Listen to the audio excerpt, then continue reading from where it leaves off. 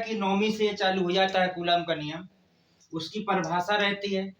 जैसे 10वीं में आएंगे तो कुछ और उसके बारे में जानकारी होगी, लेकिन जैसे 11वीं और 12वीं आती है तो इसका सत्यापन करना पड़ता है, इसको सिद्ध करना पड़ता है। तो पहले अपन समझते हैं कूलाम का नियम।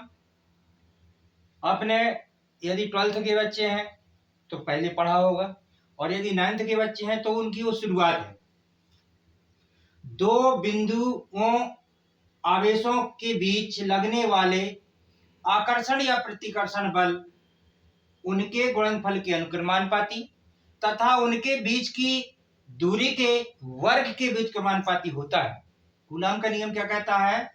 दो बिंदु आवेशों के बीच लगने वाला आकर्षण या प्रतिकर्षण बल है, तो आकर्षण या प्रतिकर्षण बल के गुणनफल के अनुक्रमानुपाती और उनके बीच की दूरी के वर्ग के व्युत्क्रमानुपाती होता है। इसको अपन कूलाम का नियम कहते हैं।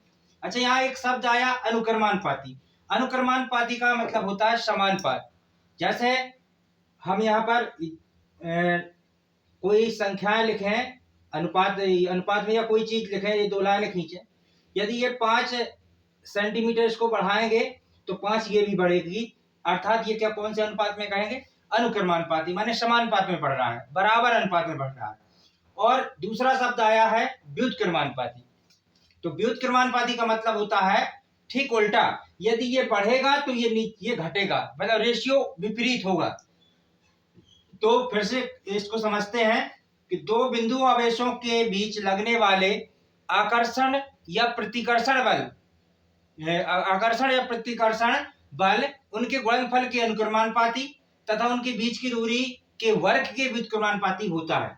सत्यापन की बात करते हैं तो यहाँ पर मान लेते हैं, जैसे यदि दो बिंदुओं का आवेश मान लेते हैं Q1 और Q2 है, आवेश को Q1 से या Q से प्रदर्शित करते हैं, दो आवेश हैं तो दो बिंदुओं पर है, तो Q1 और Q2 हो गया, तथा उनके बीच की दूरी r मान लेते हैं, स्मॉल r से प्रदर्शित करेंगे, तब लगने वाला जो बल होगा या आकर्षण या प्रतिकर्षण देखते हैं। तो ये फोर्स बल, इसको फोर्स कहते हैं बल को, तो F से प्रदर्शित करेंगे, तो F अनुक्रमानुपाती Q1 Q2। तो ये यहां तक की बात हो गई कि दो बिंदु आवेशों के बीच लगने वाले बल उसके गुणनफल के अनुक्रमानुपाती। तो ये गुणनफल, ये दोनों बिंदु आवेशों का गुणनफल के बल के अनुक्रमानुपाती हो गया। समीकरण 1 मान लेते हैं।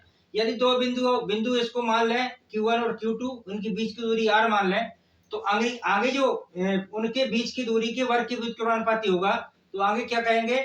ये F ये अनुक्रमानुपाती भी कह सकते हैं। जब एक लिख करके एक के बटे में लिखेंगे, उल्टा लिखेंगे, तो इसको व्युत्क्रमानुपाती भी पढ़ेंगे। तो F व्युत्क्रमानुपाती r², माने 1/r²। व्युत्क्रमानुपाती का गया समीकरण 1, 2 हो गया। तो समीकरण 1 और 2 का गुणा कर देंगे जब, तो ये जैसे मान लीजिए F हो गया ये, तो गुणा करेंगे तो ये Q1 इंटू Q2 का गुणा 1/r² से हो जाएगा। इससे Q1 इंटू Q2 गुणे 1/r²। अब गुणा करेंगे तो ये Q1 इंटू Q2/r² आ जाएगा। अब जैसे ही ये अनुक्रमानुपाती का चिन्ह हटाएंगे, यहाँ बराबर लगाएंगे, तो बराबर लगाते हैं तो कुछ नेतांक आता है, तो इसमें K नेतांक आया। K यहाँ आगे बताने का प्रयास किया है। यहाँ पर जो K है अनुक्रमानुपाती नेतांक है, और K का मान कितना होता है? K का मान होता है 9.0 गुणे 10⁹ न्यूटन मीटर स्क्वायर प्रति कूलाम स्क्वायर। ये इसको भूलना नहीं है, ये एक इकाई बहुत जरूरी होती है, इसको बिल्कुल दिमाग में रखना है कि 9.0 गुणे 10⁹ न्यूटन मीटर स्क्वायर प्रति कूलाम स्क्वायर। तो ये तो K का मान हो गया। K का मान जैसे यहाँ रख देंगे, K की जगह पर गुणे का चिन्ह लगा देंगे, यहाँ तक अपना ये जो निकल आया पूरा इसका व्यंजक निकल आया। इसके आगे यदि अपन और बात करें कि K का मान क्या हो सकता है, तो यहाँ पर ये इतना लिख दिया, ठीक है, कोई बात नहीं। और K का मान और भी लिख सकते हैं कि वायु या निर्वात में K का मान, वायु या निर्वात में K का मान कितना होता है? तो 1/4 पाई एप्सिलॉन 0। कितना होता है 1/4 पाई एप्सिलॉन 0। इसको चाहें तो ये के का मान ये भी रख सकते हैं, तो ये इस तरह का ये मान नहीं आएगा, तो ये आ जाएगा 1/4 पाई एप्सिलॉन 0 गुणे Q1 इंटू Q2 बटे R स्क्वायर। इसकी जगह में के की जगह में ये मान भी रख सकते हैं। अच्छा, ये एप्सिलॉन 0 जो है, ये एप्सिलॉन 0 है, ये क्या कहलाता है? तो एप्सिलॉन 0 को किसको? एप्सिलॉन 0 को वायु या निर्वात में, वायु या निर्वात में इसको, इसका मान भी होता है, ये वायु या निर्वात की कर सकते इसको, की क्या कहलाती है? ये विद्युतशीलता।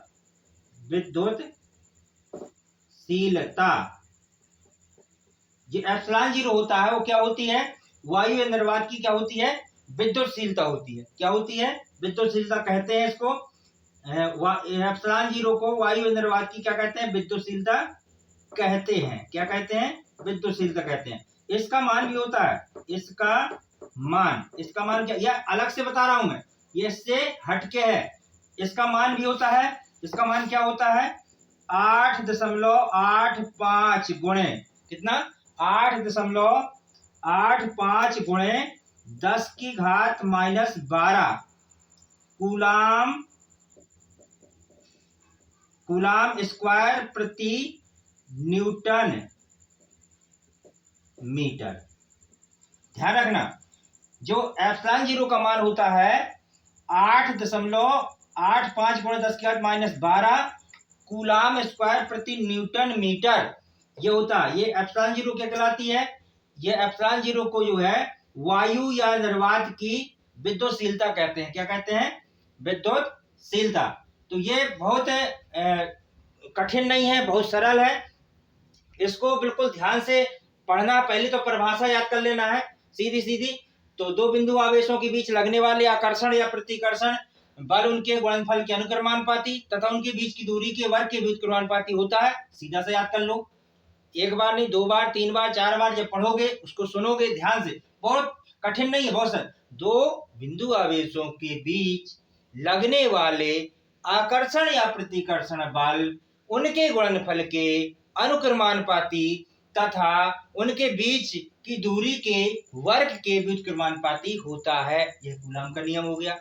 तो अगले चैप्टर में कोई नए वीडियो के साथ आएंगे। और इस मेरे चैनल को यदि अच्छा लगे तो लाइक करिए, सब्सक्राइब करें और इस वीडियो को शेयर करें, ताकि यह जानकारी बच्चों तक पहुंच सके और बच्चे इसका अध्ययन कर सकें। कोई भी चीज़ है उसकी बारीकी से पढ़ना चाहिए, कोई भी चीज़ है उसको बड़े शालीनता के साथ